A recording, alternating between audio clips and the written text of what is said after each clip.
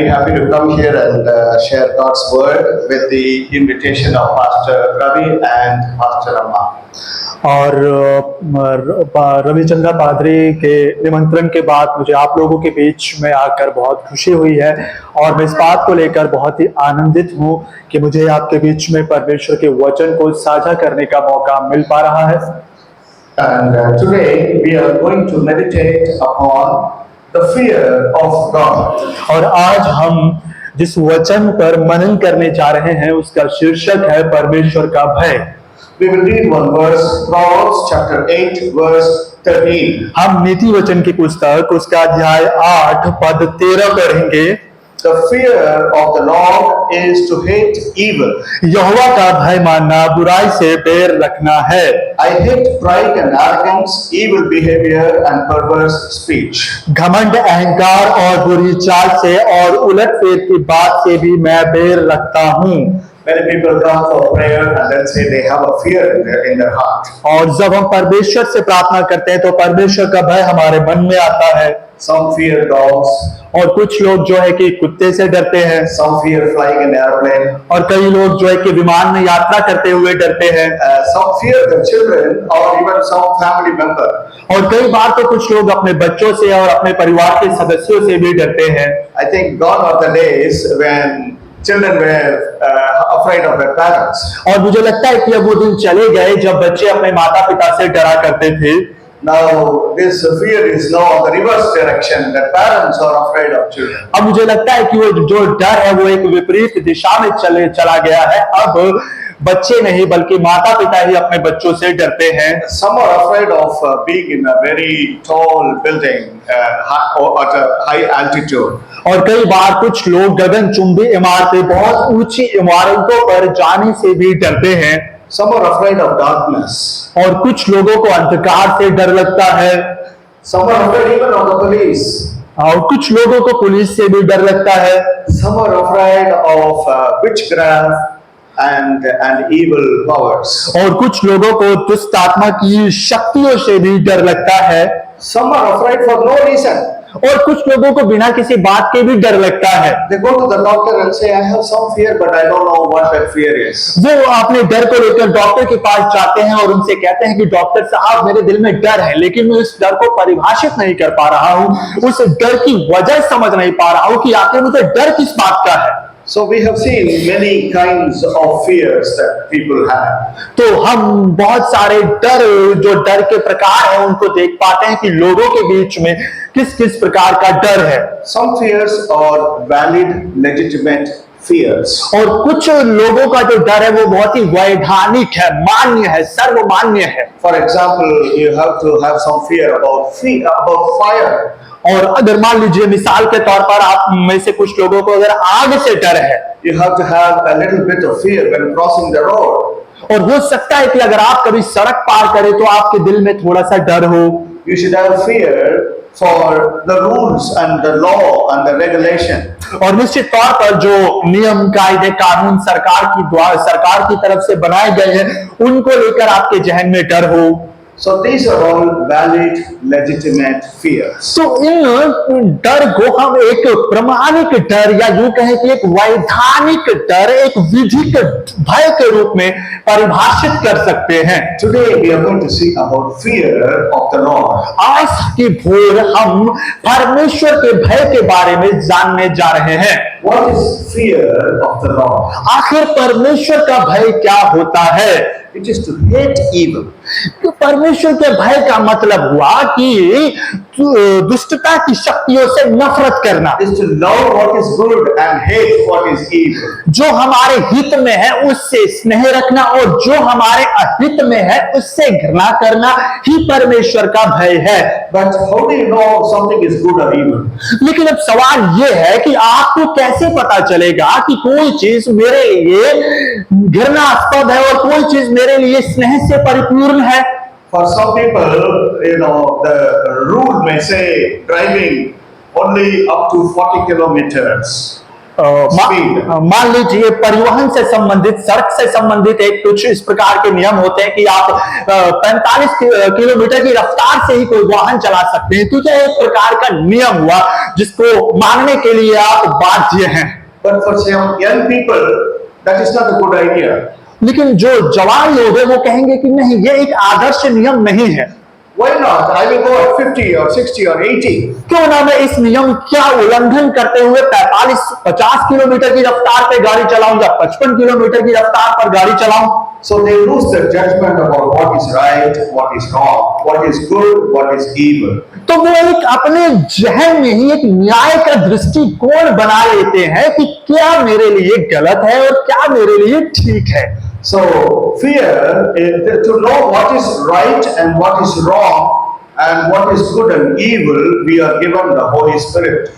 लेकिन एक विश्वासी होने के नाते हमारे जीवन में क्या हितकारी है, क्या अहितकारी है, क्या हमारे लिए ठीक है, क्या हमारे लिए गलत है, इस बात को समझने के लिए जो एकाधिकार है वो पवित्र आत्मा को दिया गया है। So with the help of the Holy Spirit, we know what is good, what is evil. तो एक विश्वासी होने के नाते हम पवित्र आत्मा की मदद से यह भली भांति जान सकते हैं, पहचान सकते हैं कि हमारे लिए क्या सही है और क्या गलत है।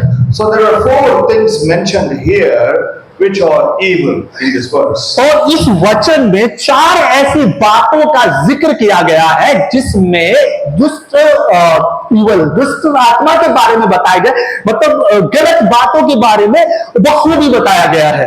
पहला है घमंड, second is arrogance, दूसरा है अहंकार, then evil behavior, और तीसरा है बुरी चाल। so that means to damage other people.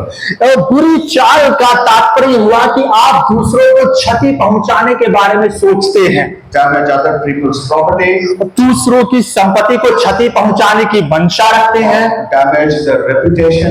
दूसरों की ख्याति को आप चोट पहुंचाना चाहते हैं। Some people damage people's reputation by gossiping. कुछ लोग इधर उधर की बातें करके, चुगलखोरी करके दूसरों के सम्मान पर प्रहार करते हैं, उनके सम्मान को कमतर आंकने की कोशिश करते हैं। Some people want easy money, और टीजिंग money, easy money easily without hard work. और कुछ लोग जो है कि बिना किसी कठिन परिश्रम के सरल मार्ग पर चलकर बहुत ही आसानी से धन अर्जित करने की कोशिश करते हैं। So they get into gambling. और कुछ लोग डकैती के राह पर भी चले जाते हैं।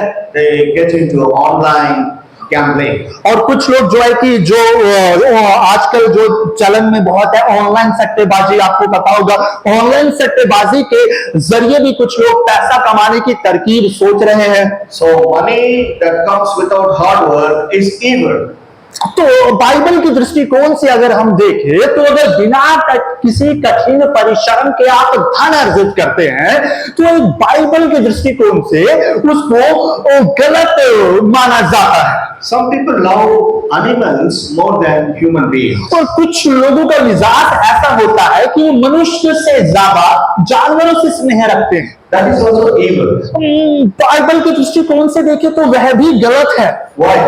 आखिर ऐसा क्यों? Because you and I are made in the image of God. क्योंकि बाइबल बताती है कि हमें और आपको परमेश्वर के स्वरूप और समानता में रचा गया है। Hallelujah. Hallelujah. Oh, what a joy! We are made in God's likeness and His वाह, image. ये कितने आनंद की बात है कि हमें परमेश्वर के स्वरूप और समानता में रचा गया है। Whereas animals are not made in the image of God. इसके विपरीत जानवरों को देखें तो उन्हें परमेश्वर के स्वरूप और समानता में नहीं रचा गया है। That is why we have to respect people because people are made in the image of God. यही वजह है कि हमें दूसरों का सम्मान करना चाहिए, उनकी भावनाओं का आदर करना चाहिए, क्योंकि उन्हें परमेश्वर के स्वरूप और समानता में रचा गया है। And there is also one other evil behavior that is called perverse speech. और जो एक दूसरी जो दुष्ट जो बुरी बात के बारे में बाइबल में बताया गया है वो है उलटफेर की बात करना। So what does it mean? आखिर इसका मतलब क्या हुआ? So you tell a lie as though it is truth. कई बार हम जो है कि झूठ बोलते हैं जबकि ये वस्तु स्थिति सच होती है, बात सच होती है, लेकिन हम लोगों के बीच में उसे झूठ के रूप में प्रस्तुत करने की कोशिश करते हैं, Misrepresenting the facts. अब हम जो है कि गलत तथ्यों को लोगों के बीच में प्रस्तुत करते हैं Or telling the truth, only half the truth and hiding half the truth. और कई बार हम क्या करते हैं कि आधा सच बोलते हैं और आधा झूठ बोलते हैं, That is also perverse speech. और उसे हम उलट फेर की बातों के रूप में परिभाषित कर सकते हैं जैसा कि इस वचन में जिक्र किया गया है, Or telling things just for the fun of it. और कई बार हम केवल आनंद के मकसद से जो है कि हम झूठ बोलते हैं, बातों को गलत तरीके से प्रस्तुत करने की कोशिश करते हैं सिर्फ इसलिए कि हमें उसमें आनंद की अनुभूति प्राप्त हो। We hate pride because God hates pride. हम जो है कि घमंड से नफरत करते हैं क्योंकि परमेश्वर घमंड से नफरत करते हैं। We hate arrogance because God hates arrogance. हमें अहंकार से नफरत करना है, क्यों? क्योंकि परमेश्वर अहंकार से नफरत करता है। We hate evil behavior because God hates disrespectful behavior. हमें बुरी चाल से नफरत करना है, क्यों? क्योंकि परमेश्वर को बुरी चाल से नफरत है। We hate perverse speech because God hates perverse speech. हमें उलटफेर की बातों से नफरत करना है, क्यों? क्योंकि परमेश्वर उलटफेर की बातों से नफरत करता है। So the fear of the Lord is to hate evil. तो परमेश्वर के भय मानने का मतलब हुआ कि बुरी चीजों से, बुरी गतिविधियों से नफरत करना। So the fear of the Lord we can also understand as loving what is good. तो परमेश्वर के भय मानने का मतलब यह भी हुआ कि हम उन चीजों से प्रीति रखें जो परमेश्वर को पसंद है। So we, instead of pride, we love humility. तो घमंड की जगह में हमें मानवता को तवज्जो देना है। Instead of arrogance, we love respectfulness. और अहंकार के जगह में हमें लोगों के साथ एक सम्मानजनक व्यवहार बनाकर रखना है। Instead of evil behavior, we love selfless giving behavior. और पूरी चाल की जगह पर हमें लोगों के साथ एक स्वार्थपूर्ण व्यवहार बना के रखना, निस्वार्थी व्यवहार बना के रखना है। Instead of perverse speech, we love what is truth and to speak the truth. और उलटफेर की बातों की जगह पर हमें सत्य बोलना है और चीजों को सत्यता से लोगों के बीच में प्रस्तुत करना है। So the fear of the Lord is to hate evil and love what is good. तो परमेश्वर का भय मानने का मतलब हुआ कि हमें उन चीजों से स्नेह रखना है जो परमेश्वर को पसंद है और उन चीजों से बैर रखना है जो परमेश्वर को नापसंद है। Hallelujah. Hallelujah. Today, how many of you are willing to live a life with fear of God? तो आज आप में से कितने लोग ऐसे हैं जो परमेश्वर के भय के साथ अपना जीवन व्यतीत करने का फैसला करते हैं? Hallelujah. Hallelujah. So, without fear of God, we will be under other kinds of fears.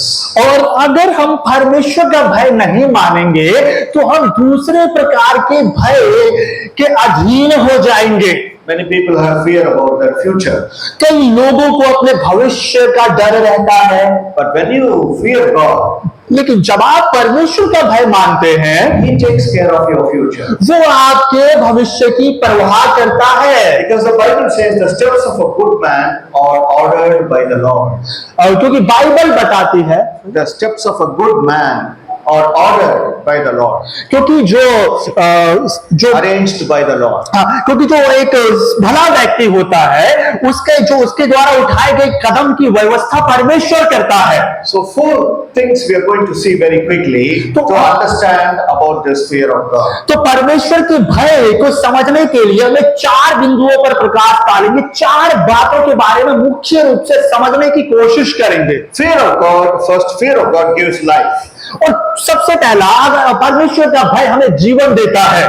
Second, fear of God begins wisdom in us. क्योंकि ईश्वर का भय, परमेश्वर का भय बुद्धि को जन्म देता है। Third, fear of God leads to genuine worship. परमेश्वर का भय सच्ची आराधना की ओर हमें ले जाता है। Finally, fear of God leads to a life of gratitude. परमेश्वर का भय कृतज्ञता की ओर हमें ले जाता है। So we are going to meditate on these 4 points quickly. तो आज हम जल्दी से इन 4 बिंदुओं पर मनन करेंगे, इन्हें समझने की कोशिश करेंगे। The Holy Spirit will help us to understand this very deeply. और मैं विश्वास करता हूं कि पवित्र आत्मा हमें इन 4 बिंदुओं के बारे में समझने में मदद करेगा। First is fear of God gives us life. पहला बिंदु है वो है परमेश्वर का भय मानना जीवन देता है। Proverbs chapter 14 verse 27 says like this: The fear of the Lord is a fountain of life, turning a person from the snares of death. और नीति वचन की पुस्तक उसका अध्याय 14 पद 27 इस प्रकार कहता है कि यहोवा का भय मानना जीवन का स्रोत है और उसके द्वारा लोग मृत्यु के फंदों से बच जाते हैं। So this gives us security of life. तो ये हमारे जीवन के लिए एक सुरक्षा कवच है। The protection of God comes upon us. और जब हम परमेश्वर का भय मानते हैं तो परमेश्वर का सुरक्षा कवच हमें प्राप्त होता है। The protection of God comes upon our children. हमारे बच्चों के ऊपर परमेश्वर की सुरक्षा आती है। When we travel, the protection of God is upon us when we fear the Lord. जब हम यात्रा करते हैं तो उस दौरान परमेश्वर हमें सुरक्षित रखता है। जब हम परमेश्वर का भय मानना शुरू करते हैं, It protects us from temptations. वो हमें परीक्षाओं से सुरक्षित रखता है। So the fear of God is the fountain of life. क्योंकि परमेश्वर का भय मानना जीवन का स्रोत है। Jesus said, I am life. और जैसा कि प्रभु यीशु ने कहा कि मैं जीवन हूं, So that life works in us, that life is expressed in us through this fear of the Lord. और वो जो जीवन है उसका वो परमेश्वर के भय के माध्यम से हमारे जीवन से प्रदर्शित होता है। So what is life? अब सवाल ये है कि आखिर ये जीवन क्या है? How do we get this life? आपको ये जीवन कैसे प्राप्त होता है? This life comes from God. ये जीवन परमेश्वर की ओर से आता है। This life is called abundant life. और इसे हम बहुतायत का जीवन कहते हैं। Hallelujah. Hallelujah. So the world is searching for life.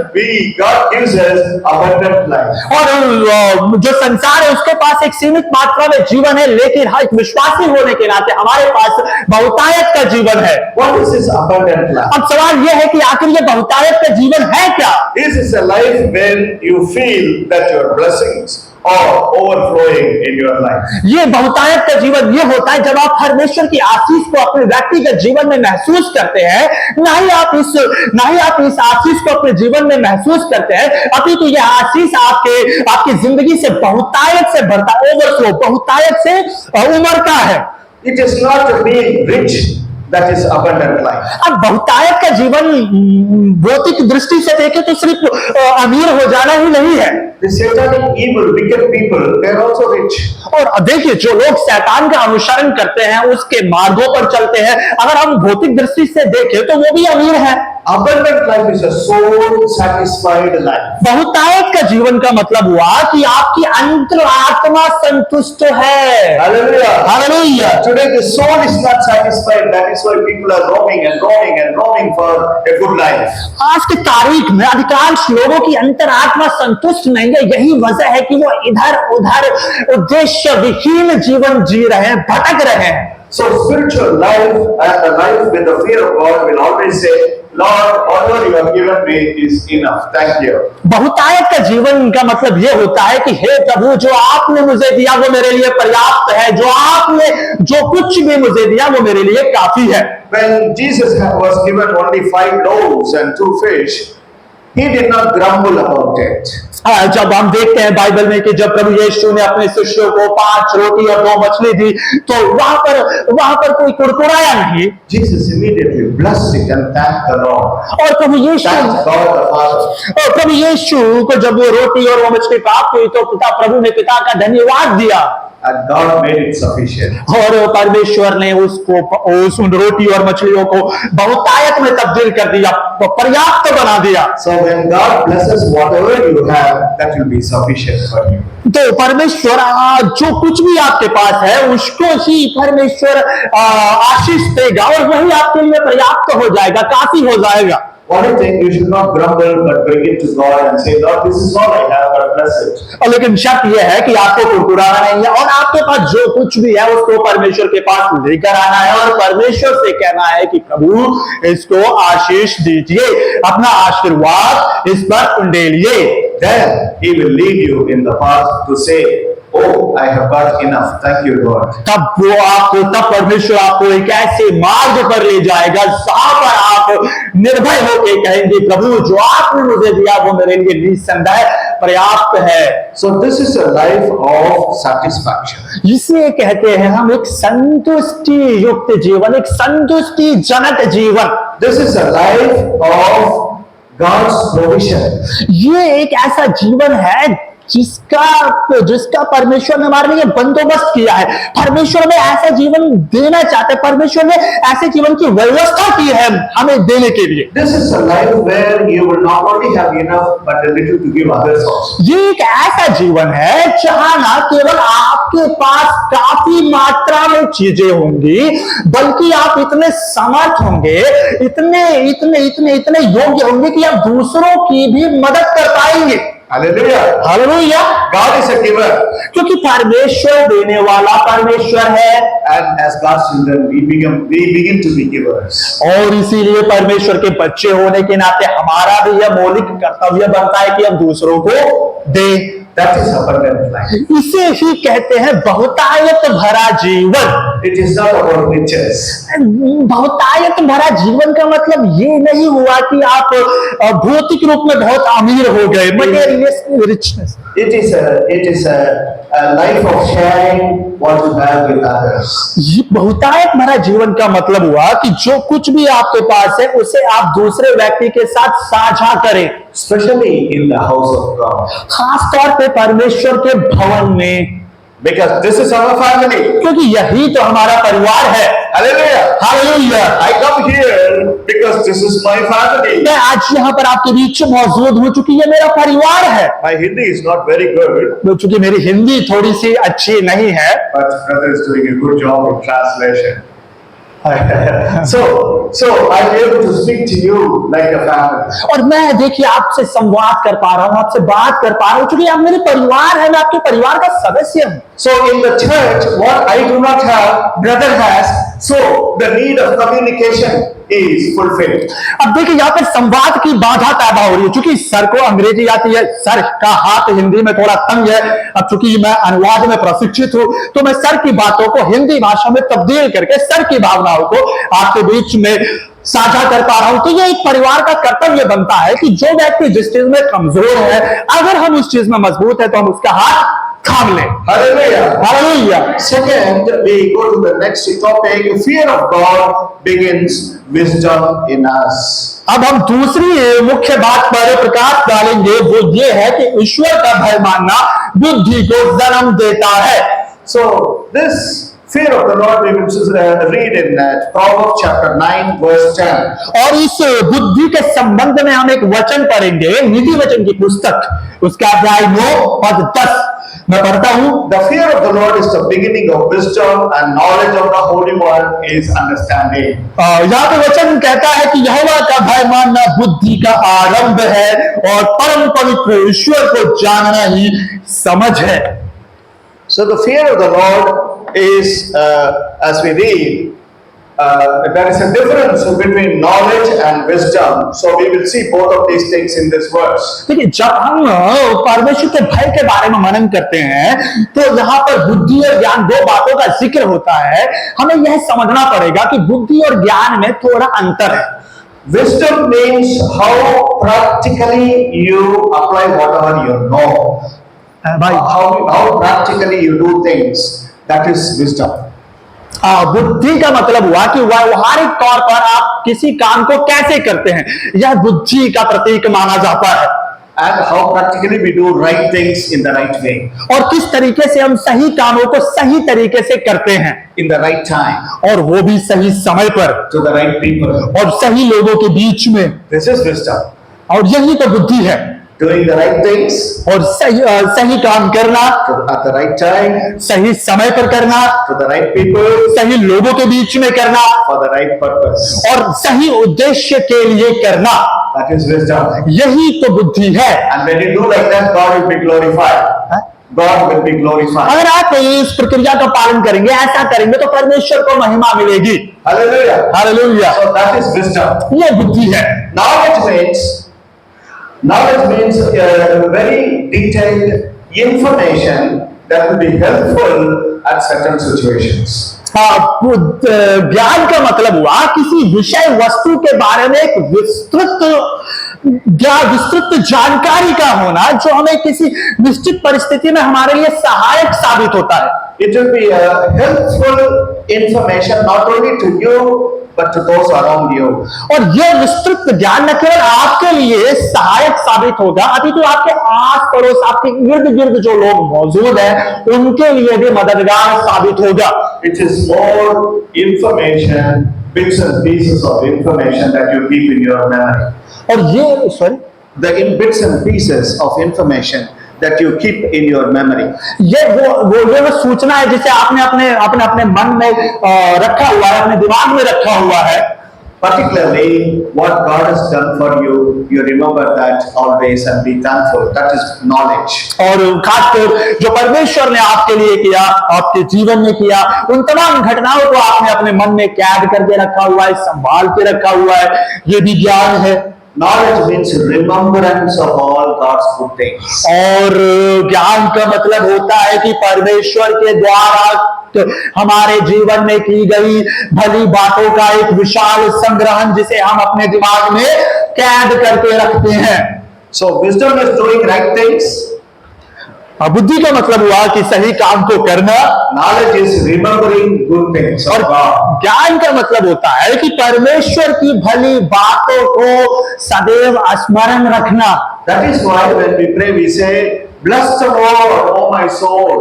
और जब हम परमेश्वर से प्रार्थना करते हैं तो वह कहते हैं कि bless the Lord, O my soul, परमेश्वर मेरी आत्मा को धन्य करे। So forget not all the benefits that you have received from the Lord. और उन बातों को मत भूलिए, उन भली बातों को मत भूलिए जो परमेश्वर ने आपके जीवन में की है।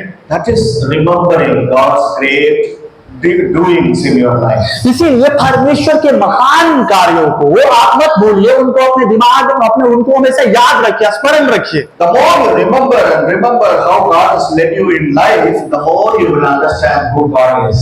और जितना ज्यादा आप परमेश्वर की भली बातों को अपने दिमाग में संभाल के रखेंगे, उन्हें याद रखेंगे, उतना ही ज्यादा आप अपने जीवन में उन्नति प्राप्त करते रहेंगे। The more you forget whatever God gives you, the more a stranger he will appear to you.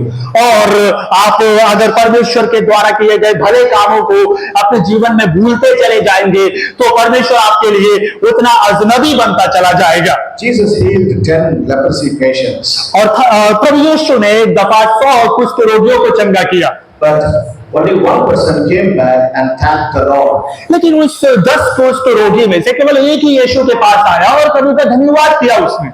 9 people received the healing and forgot the Lord Jesus Christ, the healer. और बाकी के 9 लोग चंगे तो हो गए, लेकिन वो भूल गए परमेश्वर को, भूल गए यीशु को, अपने अपने मार्गों की ओर चल दिए। So remember all good things God has done for you. इसीलिए परमेश्वर ने जो कुछ भी आपके जीवन में भले काम किए हैं, उसको सदैव याद रखें। That is why a Christian life is a life of thanking God, worshiping God. इसीलिए एक मसीही जीवन परमेश्वर को धन्यवाद करने का जीवन कहलाया जाता है। Hallelujah. Hallelujah. Hallelujah means thanks be to God. और हालेलुया का मतलब होता है कि परमेश्वर का धन्यवाद, उसकी स्तुति हो। The third thing we're going to say is fear of God leads us to genuine worship. और जो तीसरी बात हम यहाँ पर ध्यान देंगे वो ये है कि परमेश्वर का भय सच्ची आराधना की ओर ले जाता है। There are 2 kinds of worship. यहाँ पे 2 प्रकार की आराधना होती है। The worship we do which we think others have to see. है? The worship which we think others have to watch us. और पहली आराधना का मतलब ये होता है कि कई बार हम ऐसा सोचते हैं कि हमारी आराधना के बारे में वो ऐसा सोचे। So in the older times, there were Pharisees who was praying, a group of people who were praying long time standing in the middle of the street.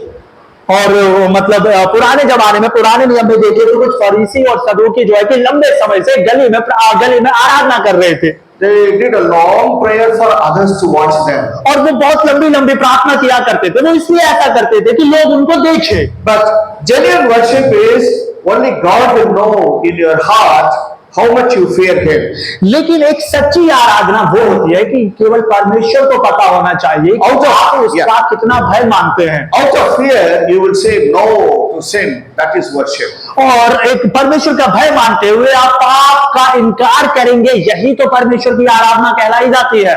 Out of fear of God, you will run away from evil. That is worship. और परमेश्वर का भय मानते हुए भी आप दुष्ट कार्यों से दूर रहेंगे, यही तो परमेश्वर का भय, यही तो आराधना कहलाई जाती है। How out of fear of God, we can even say respect for God. Out of respect for God, you will give and help poor people. और परमेश्वर का भय मानते हुए भी आप लोगों के साथ एक सम्मानजनक व्यवहार बना के रखेंगे, यही तो परमेश्वर के लिए एक सच्ची आराधना कहलाई जाती है। That is giving is worship. और देना ही परमेश्वर की आराधना है। And when you have difficulties, you will believe that God will save me and protect me through this. जब आप अपने जीवन के कठिनाई दौर से गुजर रहे हो, तो आपके मन में एक विश्वास होगा कि परमेश्वर मुझे इन चीजों से छुटकारा दिलाएगा। That belief is worship. ये विश्वास ही आराधना है। Just giving yourself a confidence and saying God is with me. That is an act of worship. अपने आप को यह विश्वास दिलाना, इस आत्मविश्वास से परिपूर्ण हो जाना कि परमेश्वर मुझे हर संकट से छुड़ाएगा, यही तो परमेश्वर की आराधना है। Here we will read one verse, Revelation chapter 15 verse 4. और जहां पर हम प्रकाशित वाक्य की पुस्तक तो उसका अध्याय 15 पद 4 पढ़ेंगे। Who will not fear you, Lord, and bring glory to your name? For you alone are holy. All nations will come and worship before you, for your righteous acts have been revealed. यहाँ पर कहा कि हे प्रभु, कौन तुझसे न डरेगा और तेरे नाम की महिमा न करेगा, क्योंकि केवल तू ही तो पवित्र है और सारी जातियां आकर तेरे सामने दंडवत करेगी, क्योंकि तेरे न्याय के काम प्रकट हो गए हैं। To live as the children of a holy God is worship. और परमेश्वर के पवित्र बच्चे के रूप में जीवन जीने का मतलब ही परमेश्वर की आराधना करना होता है। To be conscious of holiness is worship. और To be mindful all the time about holiness. पवित्रता का पवित्रता की समझ रखना ही तो आराधना कहलाई जाती है। So with that knowledge of the holy God, our worship is accepted. और उस परमेश्वर के ज्ञान के माध्यम से ही हमारी आराधना को परमेश्वर स्वीकार करता है। And many people think worship is only singing. Singing is part of worship. और कई लोग कहते हैं कि आराधना का मतलब केवल मांगना नहीं, केवल मांगना ही आराधना नहीं है। मांगना आराधना का एक मात्र छोटा सा हिस्सा है। That means you are singing with the memory of God's good things. हाँ, मतलब वो एक्चुअली मैंने मांगना बोल दिया, वो गाना है, गाना मुझे लगा सिक। So that memory that whatever God has done for you, with that heart when you sing, that is worship. तो जब आप सच्चे दिल से, सच्चे हृदय से गाते हैं तो वही परमेश्वर की आराधना होती है। How God forgave your sins. और कि कैसे परमेश्वर ने आपके पापों को माफ किया। How God protected you from danger. और परमेश्वर ने कैसे आपको मतलब खतरनाक परिस्थितियों से बचाया। How God met your needs. और किस तरीके से परमेश्वर ने आपकी जरूरतों को पूरा किया। How God exalted you from a low estate to a high level in life. और परमेश्वर कैसे आपको निचले स्तर से ऊंचे स्तर पर लेकर आया। When you sing with the memories of this, जब आप इन घटनाओं को याद करते हुए परमेश्वर के लिए गीत गाते हैं, that song becomes worship. तो वो ही संगीत परमेश्वर की आराधना बन जाती है। Hallelujah. Hallelujah. And finally, one more thing I want to speak and finish quickly. और यहाँ पर मैं एक आखिरी बात कहूंगा, इसके बाद मैं अपने वचन को समाप्त करूंगा। Fear of God leads to a life of gratitude. और परमेश्वर का भय जो है कि हमें परमेश्वर का भय हमें कृतज्ञता की ओर ले जाता है। Many people are not grateful these days. और आज की तारीख में कई लोग हैं जो कृतज्ञ नहीं हैं, They say God gives and forgives, और वो मतलब God gives and forgives, forgives. है ना, वो देते हैं और फिर वो भूल जाते हैं। But man gets and forgets. लेकिन मनुष्य पाता है और फिर वो भूल जाता है। So the very next day, man does not know how much God has blessed him. और आज की तारीख में लोग भूल चुके हैं कि परमेश्वर ने उनको कितना आशीषित किया, Because his eyes are on the blessing instead of the one who blesses him. और क्योंकि जो मनुष्य है उसकी नजर उस आशीष से की हुई चीजों पर होती है, लेकिन उस पर नहीं होती है जिसने उसको आशीष किया है। When God gives a man a wonderful, beautiful, nice car, he is first day he is very thankful to God. और जब परमेश्वर किसी को एक अच्छी और बढ़िया कार देता है तो उसका कर्तव्य बनता है कि वो परमेश्वर का उस चीज के लिए धन्यवाद करे। He is really grateful. और ये अगर वो ऐसा करता है तो ये वाकई में बहुत ही कृतज्ञता का काम हुआ। Next day, when he meets his friends, और अगली सुबह अगले दिन जब वो अपने दोस्तों से मुलाकात करता he है, boasts about himself of how he chose that car. वो इस बात को लेकर घमंड करता है कि कैसे उसने जो है कि ये कार खरीदी, अपने लिए कार खरीदी। He will boast how superior that car is. How superior. और वो जो है कि कार का बखान करता है कि देखिए कि मेरी कार कितनी बढ़िया है। He will boast about the car's color. और वो जो कार का रंग होता है उसे लेकर बहुत ही मतलब गर्वान्वित महसूस करता है। Indirectly, he will be talking about his smartness for choosing that car. वो इनडायरेक्टली क्या करता है, अपने आप को ही ऊंचा उठाता है, अपनी ही तारीफों के पुल बांधता है। He will talk about how he got a great discount. और वो ये बताता है कि देखिए जब मैंने इस कार को खरीदा तो मुझे कितना डिस्काउंट मिला। Slowly, he began to forget that it was God who made it all available for him. और धीरे धीरे वो इस बात को भूल जाता है कि इस कार को दिलाने वाला वो नहीं बल्कि परमेश्वर था। Saul was made a king in Israel.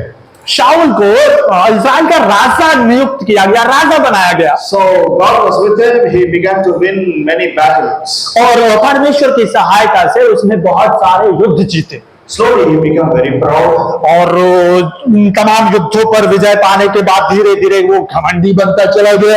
After a victory from a battle, he made a monument for himself. और तमाम युद्धों में विजय पाने के बाद धीरे धीरे धीरे उसने अपने आप को मानवीय दृष्टि से ऊंचा उठाने की कोशिश की। He made a memory pillar about him for his glory, for his own praise and glory. है ना, मतलब अपनी महिमा को दिखलाने के लिए उसने एक स्मरण मतलब मेमोरी पिलर बनाना शुरू कर दिया, एक मीनार बनाना शुरू कर दिया। Instead of giving God the glory, he wanted to get all the glory. और परमेश्वर को महिमा देने की जगह वो उस महिमा को प्राप्त करने की कोशिश कर रहा था। Gratitude means giving God thanks for everything. और कृतज्ञता का मतलब होता है कि जो कुछ भी परमेश्वर ने आपको दिया है उसके लिए आप परमेश्वर के लिए आभारी रहे, परमेश्वर का धन्यवाद करें। Giving God the thanks even when nothing is happening. यहाँ तक कि जब आपके जीवन में आपके मन मुताबिक कुछ ना चल रहा हो तब भी आप परमेश्वर का धन्यवाद करें, ये भी एक कृतज्ञता ही कहलाती है। Giving God the thanks in good days. और अपने जीवन के भले दिनों में भी आप परमेश्वर का धन्यवाद करते रहे, In good times. और अच्छे दिनों में भी And also in bad times. और बुरे समय में भी। That is gratitude. वो ही कृतज्ञता कहलाती है। Even when you do not see any blessing, यहाँ तक कि जब आप अपने जीवन में कोई भी आशीष को ना देखे, God has kept that period of time for you to be humble. और तो परमेश्वर ने ये समय इसलिए नियुक्त किया है ताकि आप अपने जीवन में नम्र बन सके, To learn obedience and to learn humility. ताकि आप मानवता को सीख सके, ताकि आप आज्ञाकारिता को सीख सके, To learn further about the fear of God. और ताकि आप परमेश्वर के भय को अपने जीवन में आत्मसात करना सीख सके। So sometimes God may withdraw His blessings कई बार हो सकता है कि परमेश्वर अपने आशीष को आपसे दूर कर ले to teach you humility. ताकि आपको मानवता का पाठ पढ़ाए, नम्रता का पाठ पढ़ाए। There you thank God for the lesson of humility. जहां से आप परमेश्वर की जहां से आप नम्रता का पाठ पढ़ेंगे। So it is not just thanking God for what we receive. और इसीलिए जो कुछ भी हमें प्राप्त हुआ है उसके लिए केवल परमेश्वर का हमें धन्यवाद ही नहीं करना करना है। Thanking God even when we do not receive anything from God. और जब हमें कुछ भी प्राप्त ना हो रहा हो तब भी हमें परमेश्वर का धन्यवाद देना है, Because instead of the blessing, we have the blessed God with us. क्योंकि आशीष की हुई चीजों से बढ़कर यह है कि आशीष देने वाला परमेश्वर हमें प्राप्त हुआ है। Hallelujah. Hallelujah. What more blessing you want? और इससे बड़ी आशीष हमारे लिए और क्या हो सकती है। Jesus means God with us. Emmanuel, God with us. और यीशु यानी कि इमैनुअल का मतलब हुआ कि परमेश्वर हमारे साथ है। That is the greatest blessing. यही तो हमारे लिए एक बड़ी आशीष है, Jesus is with you. क्योंकि यीशु आपके साथ है, He is in your family. वो आपके परिवार का सदस्य है, He leads you in your life through the Holy Spirit. जो आपको पवित्र आत्मा के माध्यम से सही मार्गों पर आपकी अगुवाई करता है। When you read the Bible, He speaks through the Bible to you. जब आप बाइबल को पढ़ते हैं, उसका अध्ययन करते हैं, तो बाइबल के माध्यम से परमेश्वर यीशु मसीह आपसे बात करता है। When you are weak, He strengthens you. जब आप बलहीन होते हैं, कमजोर होते हैं, वो आपको बल प्रदान करता है। When you have challenges and battles in life, He fights the battle for जब you. आप अपने जीवन में दुश्वारियों और चुनौतियों का सामना कर रहे होते हैं, तो वो आपके लिए चुनौतियों से लड़ता है। When wicked spirits, evil spirits attack you, God delivers you. जब दुष्ट आत्मा की शक्तियां आपके ऊपर प्रहार करती हैं, तो परमेश्वर आपको खुद बचाता है। When everybody mocks at you, in that very same place, God will exalt you one day. जब लोग आपका मजाक बना रहे होते हैं, तो उन्हीं लोगों के बीच में जो आपका मजाक बनाते हैं, उन्हीं के बीच में परमेश्वर आपको ऊंचा उठाता है। Therefore, we praise God all the time. इसीलिए हमें परमेश्वर की स्तुति करनी है हर पल। Hallelujah, God is with us. Hallelujah, परमेश्वर हमारे साथ है। Whether money is with us or not, God is with us. हो सकता है कि पैसा आपके साथ है कि नहीं, ये इससे कोई फर्क नहीं पड़ता, लेकिन बड़ी बात यह है कि परमेश्वर आपके साथ है। Even a poor man can go to heaven. यहाँ तक कि गरीब व्यक्ति भी स्वर्ग जा सकता है। Don't think only rich people will be in heaven. आप ऐसा ना सोचे कि केवल अमीर लोग ही स्वर्ग में जाएंगे। The majority in heaven will be poor people. आपको यह जान के हैरानी होगी कि स्वर्ग में जो बहुसंख्यक होंगे वो निर्धन होंगे। Hallelujah, Hallelujah. Hallelujah, Hallelujah. Hallelujah. God builds great mansion for us there. आप Great mansion He prepares for us. वो हमारे लिए एक परमेश्वर हमारे लिए बहुत बड़ा स्थान तैयार कर रहा है। So we may not enjoy many things in this world. हो सकता है कि हम कई सारी चीजों का आनंद, कई सारी चीजों का लुत्फ इस पृथ्वी पे रहते हुए ना उठा पाए, Still, when we are thankful to God for little things, लेकिन इसके बावजूद भी जो थोड़ी बहुत आशीष हमारे पास है, उसके लिए भी अगर हम परमेश्वर के प्रति आभारी रहेंगे, He तो will one day bless you beyond your imagination. एक दिन ऐसा आएगा जब वो है आपको आपकी परिकल्पनाओं से परे हटकर आशीष देगा।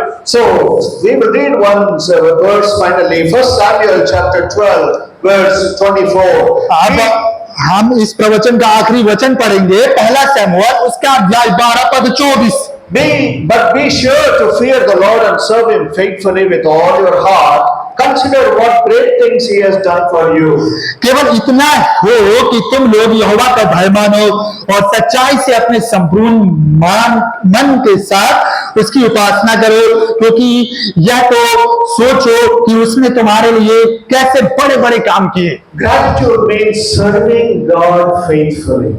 कृतज्ञता का मतलब होता है कि आज्ञाकारिता के साथ परमेश्वर की सेवा में संलिप्त रहना, With all our heart. संपूर्ण हृदय के साथ। I get invitations to preach like this. और मुझे आमतौर पर इस तरह के लिए प्रचार करने के लिए आमंत्रित किया जाता है। So every time I get invitation, it is like a very happy day for me. और जब मुझे किसी भी सभा में इस तरह से प्रचार करने के लिए आमंत्रित किया जाता है, तो मैं बहुत ही आनंदित होता हूँ। It's like I won 1 crore lottery. और मुझे ऐसा लगता है कि मुझे 1 करोड़ की लॉटरी लग गई, So happy I began. और मैं बहुत खुश हो जाता हूँ। So one day I was very happy. I began to rush and took my bike and went to the church. और एक बार ऐसे ही मुझे आमंत्रित किया गया, तो मैं बड़े ही आनंद में था। मैंने अपनी बाइक ली और चर्च की ओर चल दिया। because of great happiness, I forgot to put my belt. और आप यकीन मानिए मेरे आनंद का, मैं इतना आनंदित था, मैं इतना खुश था कि उस आनंद के चक्कर में बेल्ट लगाना भी भूल गया, I was so excited. क्योंकि मैं बहुत ही उत्साहित था। I thought, oh, God is giving me this great opportunity to talk about His greatness. और मुझे इस बात की बेइंतहा खुशी थी कि अरे वाह, परमेश्वर ने मुझे ऐसा अद्भुत मौका दिया कि मैं उसके भले बातों के बारे में लोगों को बता सकूं, यीशु के बारे में बता सकूं। So serving Him faithfully with all our heart is gratitude. तो इसीलिए पूरी कृतज्ञता के साथ उसकी सेवा करना ही परमेश्वर का भय मानना होता है। Many people think serving gratitude means simply saying praise the Lord, praise the Lord, praise the Lord. और कई लोग सोचते हैं कि कृतज्ञता का मतलब मात्र परमेश्वर की प्रशंसा करना, उसकी तारीफ करना, सिर्फ इतना भर कह देना कि प्रभु आपका धन्यवाद हो, धन्यवाद हो, ये पर्याप्त नहीं है। That is easy. अब हो सकता है कि एक बहुत ही सरल काम हो, But serving God faithfully with all your heart is difficult. लेकिन संपूर्ण हृदय के साथ आज्ञाकारिता रहते हुए परमेश्वर की सेवा करना अपने आप में एक चुनौती भरा काम है। You can talk about God to your friends. आप अपने मित्रों के बीच में परमेश्वर के बारे में उन्हें बता सकते हैं। You can talk about His good things that God has done in your life. परमेश्वर ने जो कुछ भी भले काम आपके जीवन में किए हैं, उन भले कामों के बारे में आप उनके बीच में साझा कर सकते हैं। Or you can help the poor people.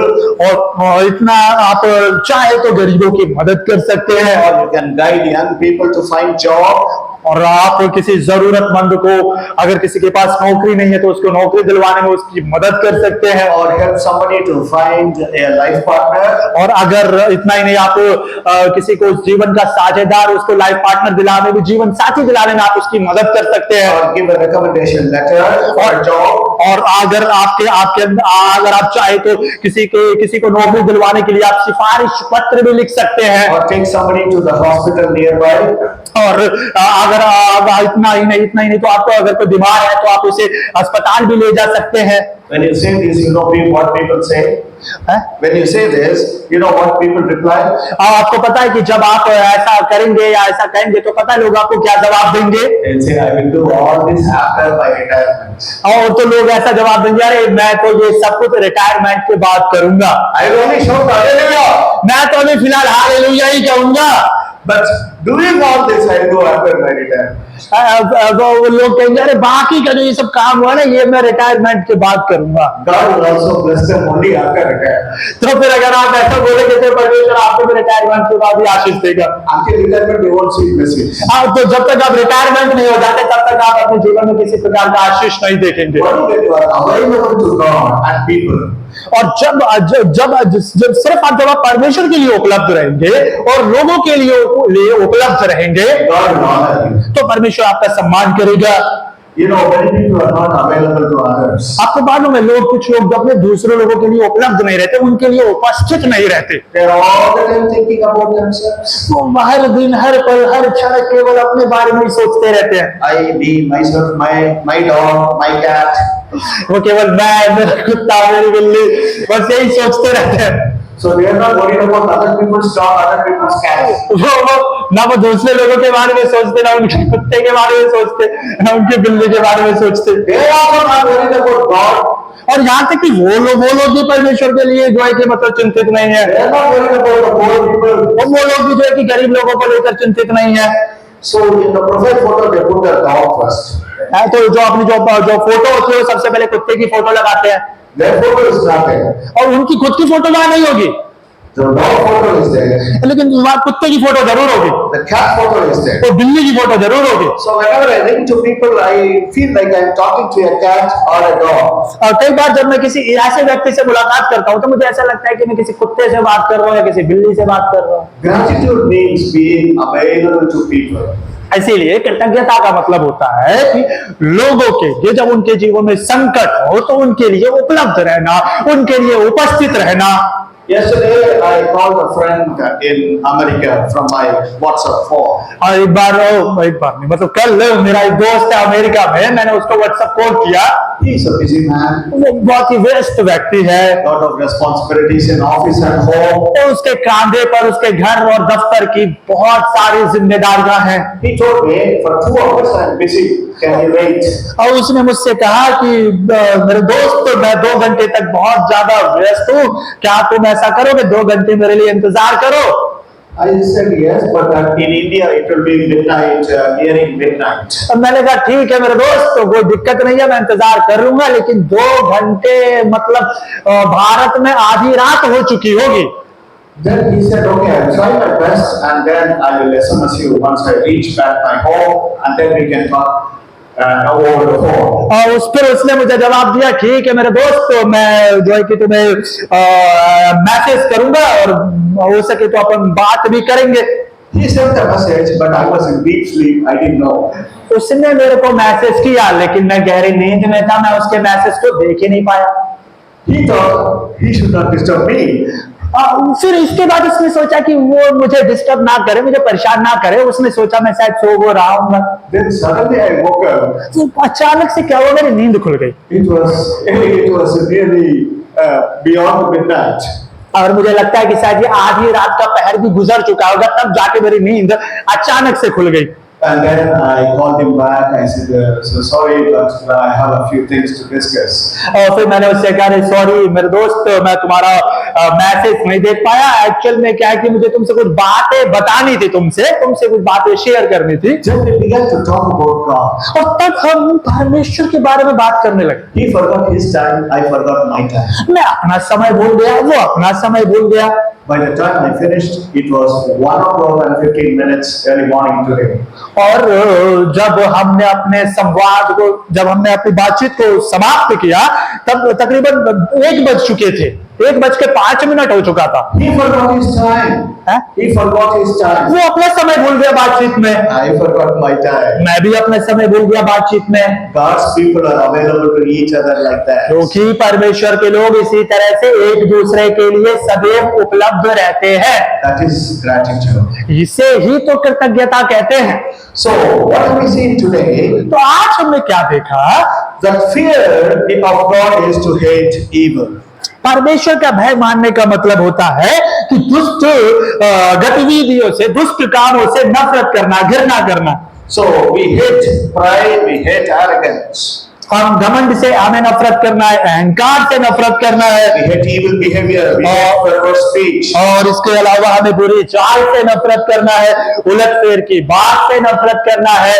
And 4 things we saw. Fear of God gives life. और सबसे चौथी बात, अंतिम बिंदु, परमेश्वर का भय हमें जीवन देता है। Fear of God begins wisdom in us. और परमेश्वर का भय हमारे जीवन में बुद्धि को जन्म देता है। Fear of God leads us to genuine worship. और परमेश्वर का भय हमें सच्ची आराधना की ओर ले जाता है। Fear of God leads us to live a life of gratitude. और परमेश्वर का भय हमें कृतज्ञता की ओर ले जाता है। Shall we all stand up and pray to the Lord? क्या हम सभी खड़े हो जाएंगे और परमेश्वर से प्रार्थना करेंगे?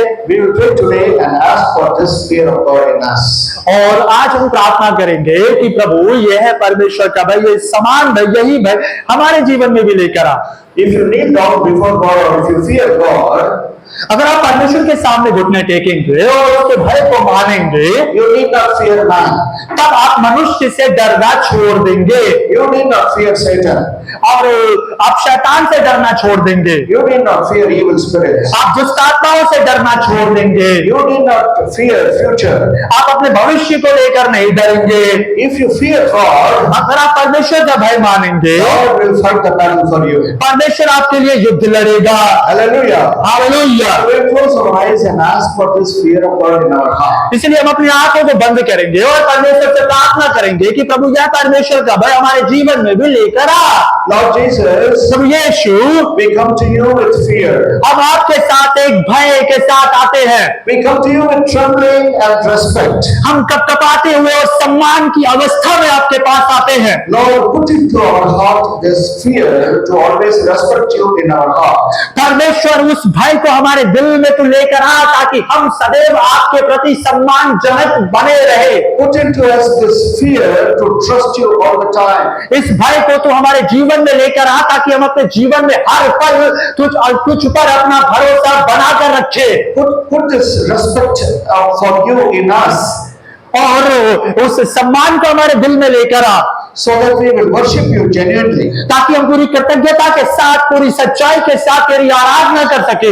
With respect for you, help us to live a life of gratitude. और एक सम्मानजनक और कृतज्ञता के साथ जीवन जी सके तुझ में रहते हुए। And through this, help us to have this abundant life. और इस तमाम परिस्थितियों से गुजरते हुए हमें एक बहुतायत भरा जीवन दे। This soul satisfied life. और एक अंतरात्मा की संतुष्टि जिसमें हो, एक ऐसा जीवन हमें प्रदान कर। Lord, we pray for our pastor and his family. प्रभु हम पादरी साहब के लिए, उनके परिवार के लिए प्रार्थना करते हैं। Protect them. प्रभु उनको सुरक्षा दे। And whatever is their prayer, grant it, O Lord. और प्रभु जो कुछ भी प्रार्थना है प्रभु उनको तो पूरा कर। Whatever is their prayer for the church, grant it, Lord. और प्रभु जो कुछ भी इस कलीसिया के संबंध में प्रार्थना है उसको तो पूरा कर। Lord, protect the members of this church. और प्रभु इस कलीसिया के सदस्यों को सुरक्षा प्रदान कर। Meet all their needs. प्रभु इनकी जरूरतों को पूरा कर। Lead them every day. प्रभु हर दिन इनकी जरूरतों को पूरा कर। Lead them from glory to glory. प्रभु इनको तो महिमा से महिमा की ओर लेकर जा। We remember all your good works in our life. प्रभु हम आपके भले कामों को अपने जीवन में याद रखते हैं। We give you all the glory, honor and praise. प्रभु हम तमाम महिमा, आदर और प्रशंसा आपको देते हैं। We pray in your name, Lord Jesus. और प्रभु यीशु के नाम से हम इस प्रार्थना को मांगते हैं। Amen. आमीन। Thank you for watching. May God bless you and guide you through His Holy Spirit.